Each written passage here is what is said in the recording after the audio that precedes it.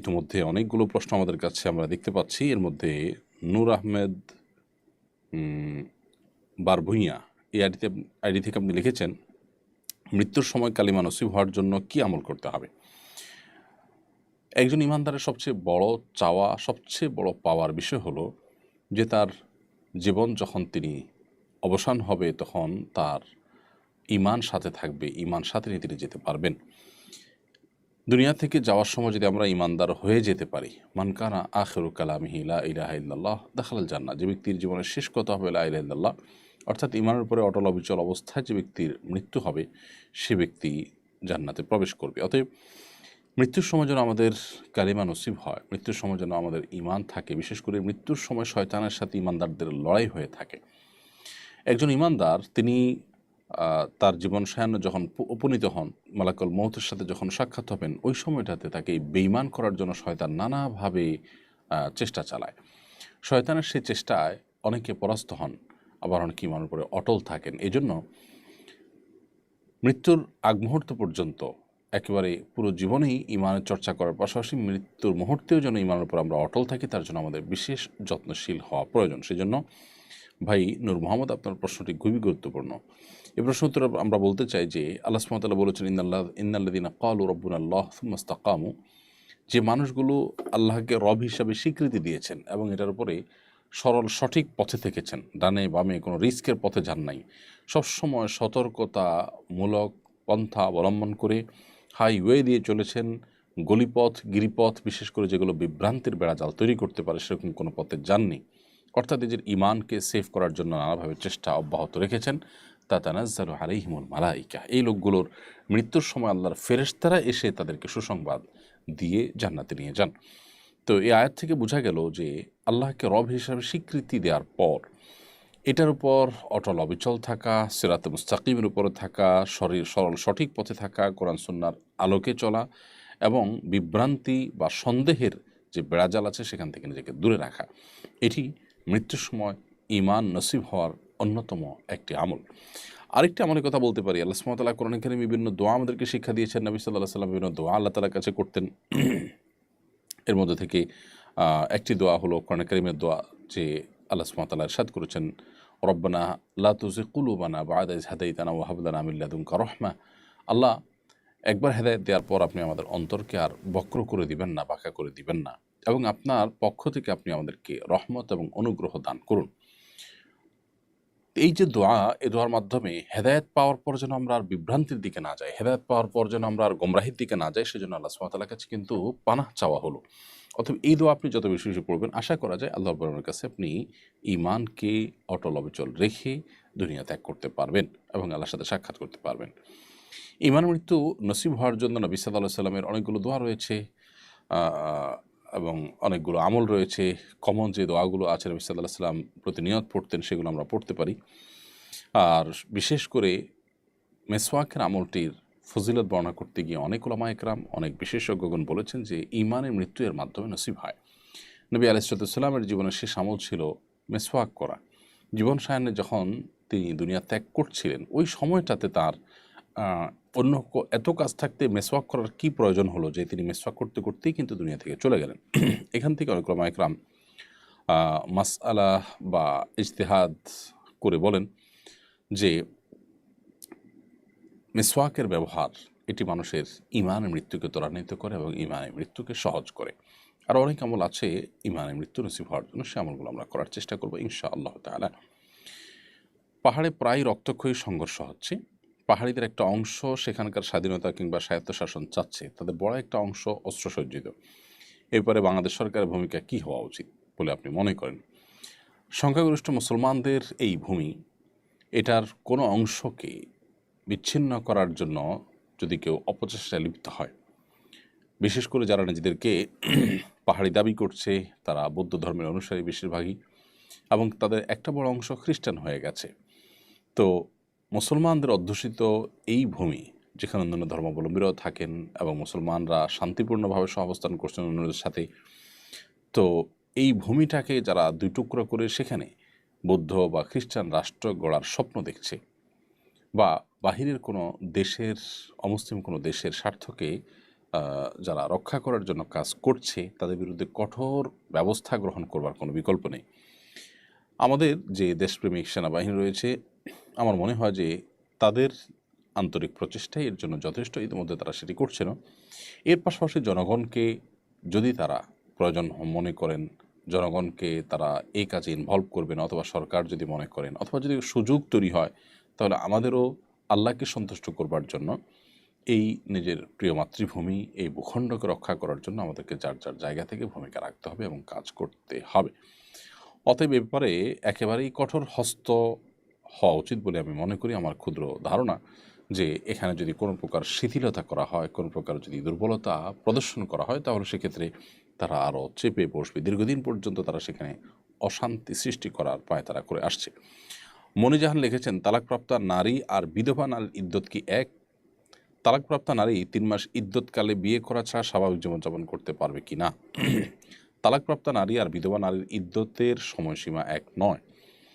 বিধবা নারী যার স্বামী মারা গেলেন, তিনি 4 মাস 10 দিন পর্যন্ত ইদ্যত পালন করবেন। আর তালাকপ্রাপ্তা নারী, তিনি যদি গর্ভধারণকারিণী হন, অর্থাৎ যে অবস্থায় তালাকপ্রাপ্তা হয়েছেন তার গর্ভে যদি সন্তান থাকে, তাহলে সেক্ষেত্রে গর্ভ খালাস হওয়া পর্যন্ত তিনি ইদ্যত পালন করবেন। অন্যথায় তিনি 3টা মাসিক পর্যন্ত ইদ্যত পালন করবেন। 3টা মাসিক পার হয়ে যাবে, এরপর তার ইদ্যত হয়ে গেছে, গণ্য করা হয়েছে, ইদ্যত পালন হয়ে গেছে বলে মনে করা হবে। তালাকপ্রাপ্তা নারী 3 মাস ইদ্যতকালে বিয়ে ছাড়া অন্য সব সাধারণ কাজকাম করতে পারবেন। অর্থাৎ কোথাও যাওয়া দরকার, কোনো কাজ করা দরকার, এগুলো করতে পারবেন। পক্ষান্তরে বিধবা নারী, তিনি এই 4 মাস 10 দিন অন্যত্র বিবাহ বসা, এমনকি নিজে বিশেষ সাজগোজ করা, সাজসজ্জা গ্রহণ করা, এবং নিজের যে আঙিনা, নিজের যে বসবাসের জায়গা, সেই চৌহদ্দি থেকে একান্ত নিরুপায় না হলে বাহিরে যাওয়া, এই বিষয়গুলো সব তার জন্য নিষিদ্ধ। তাহলে 2টা দিক থেকে আমরা পার্থক্য পেলাম তালাকপ্রাপ্তা নারী এবং বিধবা নারীর সঙ্গে। এমডি মাশরাফি, আপনি লিখেছেন, হেদায়েত পাওয়ার জন্য কি কি দোয়া পড়ব? হেদায়েত পাওয়ার জন্য সবচেয়ে কমন দোয়া তো ভাই সেই দোয়া যে দোয়া আমরা 5 ওয়াক্ত নামাজে প্রত্যেক রাকাতে পাঠ করে থাকি। স্বয়ং আল্লাহ সুবহানাহু ওয়া তাআলা যে দোয়া আমাদেরকে শিখিয়েছেন সেটি হলো ইহদিনাস সিরাতাল মুস্তাকিম। আল্লাহ সিরাত মুস্তাকিম বা সরল পথের হেদায়েত আমরা আপনার কাছে চাই। তো হেদায়েত চাওয়ার জন্য এর চেয়ে বড় দোয়া আর কি? কত ইম্পর্ট্যান্ট হলে এই দোয়াকে আল্লাহ রাব্বুল আলামিন প্রত্যেক রাকাত নামাজের অংশ করে দিয়েছেন। অর্থাৎ কোনো নামাজের কোনো রাকাত এই দোয়া ছাড়া আল্লাহ সুবহানাহু ওয়া তাআলা রাখেননি। এই দোয়াটা আল্লাহর কাছে কত গুরুত্বপূর্ণ হলে এটিকে প্রত্যেক রাকাত নামাজের অংশ করে দেওয়া হয়েছে। সো আমরা যখনই এটি পাঠ করব, শুধু গতানুগতিকভাবে মুখস্থ পড়ে যাব না, বরং অর্থ বুঝে এটিকে উপলব্ধি করে ভালো করে মনোসংযোগ সহকারে আল্লাহ সুবহানাহু ওয়া তাআলার কাছে দোয়া করব। ইহদিনাস সিরাতাল মুস্তাকিম, ইহদিনাস সিরাতাল মুস্তাকিম, এভাবে দোয়া করার চেষ্টা করব ইনশাআল্লাহ তাআলা। এর বাইরে আরও অনেক দোয়া আছে কোরআন হাদিসের আলোকে, যেগুলোর মাধ্যমে আমরা হেদায়েতের উপরে অটল অবিচল থাকতে পারি। যেমন আল্লাহুম্মা হাদিনা ফিমান হাদাইত, একটা দীর্ঘ দোয়ার প্রথম অংশ এটি। আল্লাহুম্মা হাদিনা ফিমান হাদাইত, আল্লাহ আপনি যাদেরকে হেদায়েত দিয়েছেন বা দিবেন, তাদের মধ্য থেকে আপনি আমাকে শামিল করবেন। এভাবে আল্লাহ সুবহানাহু ওয়া তাআলার কাছে দোয়া করতে হবে। এর বাইরে আল্লাহ সুবহানাহু ওয়া তাআলার কাছে দোয়া, হেদায়েতের দোয়া করার জন্য নবী সাল্লাল্লাহু আলাইহি ওয়াসাল্লামের আরও অনেক দোয়ার একটি হলো আল্লাহুম্মা আরিনাল হাক্কা হাক্কাও ওয়ারযুকনা ইত্তিবাআহ। আল্লাহ, যেটি সত্য সেটি আমার কাছে সত্য হিসাবে আপনি উদ্ভাসিত করে দিন এবং সেটি অনুকরণ করার তৌফিক আমাকে দান করুন। ওয়া আরিনাল বাতিলা বাতিলান ওয়ারযুকনা ইজতিনাবা, আর যেটি অসত্য, বাতিল, বিভ্রান্তি, সেটাকে আমার কাছে বিভ্রান্তি হিসাবে আপনি উপস্থাপন করুন এবং আমাকে সেখান থেকে বেঁচে থাকার তৌফিক দান করুন। এভাবে আল্লাহ সুবহানাহু ওয়া তাআলার কাছে আমরা হেদায়েত কামনা করব ইনশাআল্লাহ তাআলা। তাসনিমা আক্তার আয়েশা লিখেছেন, আমার পাশে যে পরিবারগুলো থাকে সবাই হিন্দু ধর্মের। ওদের ঘরে যখন পুজো হয়, আমার ছেলে তখন পুজোর ঘরে চলে যায়। ওর বয়স 13 মাস, এতে কি ওর কোনো সমস্যা হতে পারে? বোন তাসলিমা, আপনার প্রতিবেশী অন্য ধর্মাবলম্বী, তারা তাদের ধর্ম পালন করছে, সেটিতে কোনো অসুবিধা নেই। বাট আপনার সন্তান তাদের পুজো চলাকালীন সময় শিরকে তারা যখন লিপ্ত, ওই সময়টাতে আপনার সন্তানের সেখানে চলে যাওয়ার ব্যাপারটিকে আপনি বিশেষভাবে গুরুত্ব দিয়ে দেখতে হবে। অর্থাৎ এটি তার জন্য সমীচীন নয়, আপনার জন্য এটি সমীচীন নয়। কেন? কারণ নবী করিম সাল্লাল্লাহু আলাইহি সাল্লামের একটি হাদিস রয়েছে, আব্দুল্লাহ ইবনে মাসউদ রাদিয়াল্লাহু তাআলার হাদিস রয়েছে, যে কোনো জায়গা যদি শিরক হয়ে থাকে, কোনো জায়গা যদি আল্লাহর নাফরমানি হয়, ওই জায়গায় যেন না যাওয়া হয়, সেখানে আল্লাহ তাআলা লানত এবং অভিশাপ বর্ষিত হয়। আব্দুল্লাহ মাসউদ রাদিয়াল্লাহু তাআলা বর্ণিত হাদিসে আমরা জানি যে মান কাসসারা সাওয়াদা কওমিন ফাহুয়া মিনহুম, যে ব্যক্তি কোনো সম্প্রদায়ের কোনো ধর্মের মানুষের মধ্যে গিয়ে তাদের দল ভারী করে, তারা দেখা গেল যে ৫ জন মিলে পুজো করছে, আপনি গিয়ে সেখানে ৬ষ্ঠ জন হলেন, দল ভারী করলেন, তখন সে তাদের অন্তর্ভুক্ত হয়। এসব কারণে বাচ্চাকে পুজোর সময়টাতে অন্তত তাদের পুজোর আয়োজনের মধ্যে শামিল যেন না হয়, সেদিকটা খেয়াল রাখবেন। আর এমনিতে অন্যান্য সময়গুলোতে তাদের সাথে আসা যাওয়া বা লেনদেন, স্বাভাবিক কাজ কারবার করতে কোনো অসুবিধা নেই। এটি বিশ্বাসের জায়গা থেকে আপনাকে আলাদা তার থেকে থাকতে হবে। অর্থাৎ পুজোর সময়টাতে, শিরকের সময়টাতে আপনি দূরত্ব বজায় রাখবেন, বাকি সাধারণ সময় আপনি সাধারণভাবেই চলবেন ইনশাআল্লাহ তাআলা। এমনি তানভীর হাসান লিখেছেন, ৪ রাকাত নামাজে ৩ রাকাত পড়ে সালাম ফিরিয়ে ফেলার সাথে সাথে বসা অবস্থায় বুঝতে পারলে কি করব?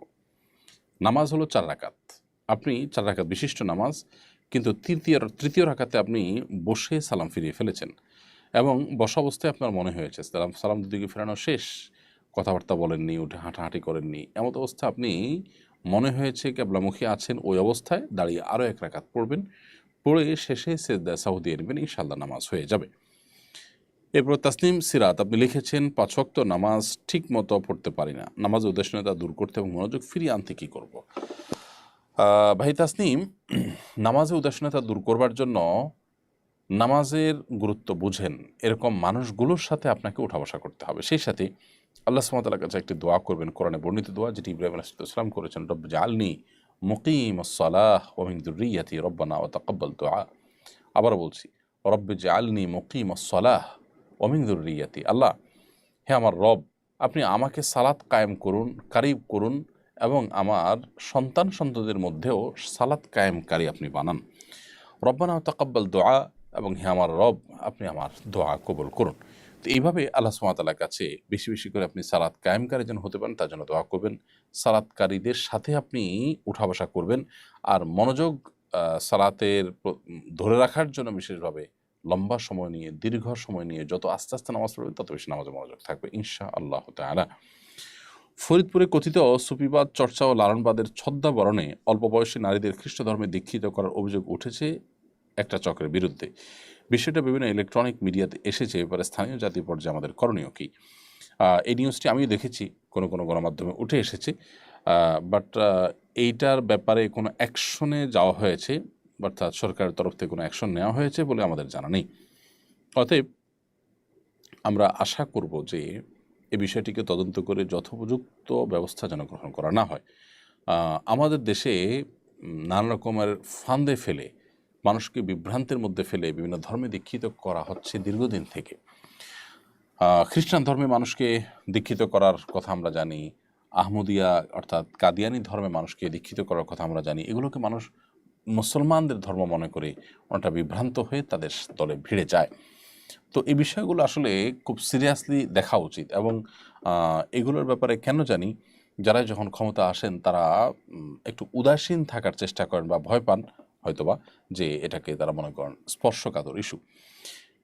দেখুন, প্রত্যেক ধর্মের মানুষ যার যার ধর্মের কাজকাম করবে, প্রচার করবে, ঠিক আছে, বাট আপনি মুসলমান সেজে বা অন্য মুসলমানরা বিভ্রান্ত হতে পারে সেরকম কিছু করা কি আপনার জন্য আদৌ নৈতিকভাবে সঠিক হয়?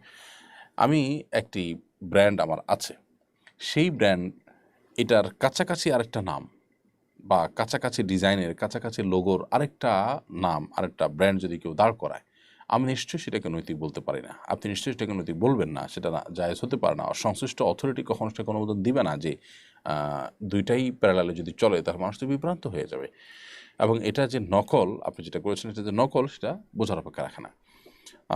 অতএব যারা ইসলামের নাম দিয়ে বা ইসলামের সাথে রিলেট করে মানুষকে বিভ্রান্ত করছে, এই যে সুফিবাদের নাম দিয়ে, আপনি লালনবাদের নাম দিয়ে আপনি মানুষকে খ্রিস্টান ধর্মের ভিতরে দীক্ষিত করার চেষ্টা লিপ্ত আছেন, এটি সুস্পষ্ট প্রতারণা, এবং এটি থামানোর জন্য প্রশাসনের সর্বোচ্চ হস্তক্ষেপ করা প্রয়োজন। তা নাহলে সাধারণ যে সমস্ত দিনদার মুসলমানরা আছেন তারা ক্ষুব্ধ হয়ে যাবেন, এবং পরিস্থিতি যদি অনভিপ্রেত কোনো পর্যায়ে চলে যায় সেটা আমাদের কারোর কাম্য হতে পারে না। এই জন্য আগে থেকে এটাকে উদ্যোগ নিয়ে থামানো দরকার, এবং এটার ব্যাপারে ব্যবস্থা গ্রহণ করা দরকার তদন্ত সাপেক্ষে।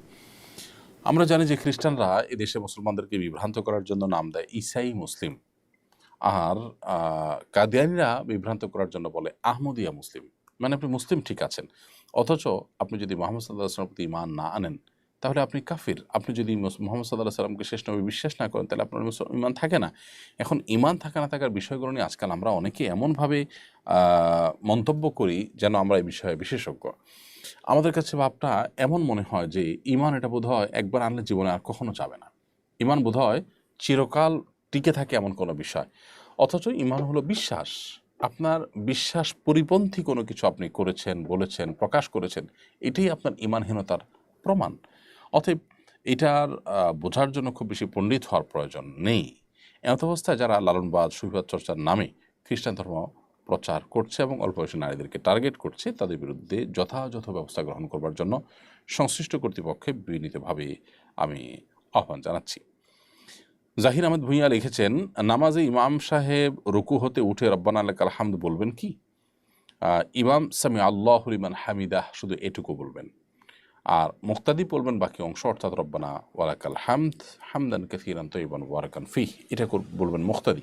এটা ইমাম সাহেব বলবেন না, কারণ নবী করিম সাল্লাল্লাহু আলাইহি ওয়াসাল্লাম এ সংক্রান্ত যে হাদিস বলেছেন সেখানে স্পষ্ট বলা আছে, ইযা ক্বালাল ইমাম সামি আল্লাহু লিমান হামিদাহ কুলু রব্বানা ওয়ালাকাল হামদ। অর্থাৎ ইমাম যখন সামি আল্লাহু লিমান হামিদা বলবেন তখন তোমরা বলবে রব্বানা ওয়ালাকাল হামদ। এখানে কিন্তু ডিউটি ভাগ করে দেওয়া হয়েছে যে ইমাম কতটুকু বলবেন, মুক্তাদিরা কতটুকু কখন বলবেন। এখান থেকে বোঝা গেল যে ইমাম সাহেব মুক্তাদিদের সাথে সাথে রব্বানা ওয়ালাকাল হামদ বা রব্বানা ওয়ালাকাল হামদ বলার কোনো প্রয়োজন নেই। আর রব্বানা লাকাল হামদ এটি আমাদের সমাজে বহু প্রচলিত হলেও রব্বানা ওয়ালাকাল হামদ, আল্লাহুম্মা রব্বানা ওয়ালাকাল হামদ নানাভাবে কিন্তু বর্ণিত আছে। যে কোনো একটা পড়লে ইনশাআল্লাহ বিইذনিল্লাহ রুকু থেকে ওঠার তাসবিহ আদায় হয়ে যাবে।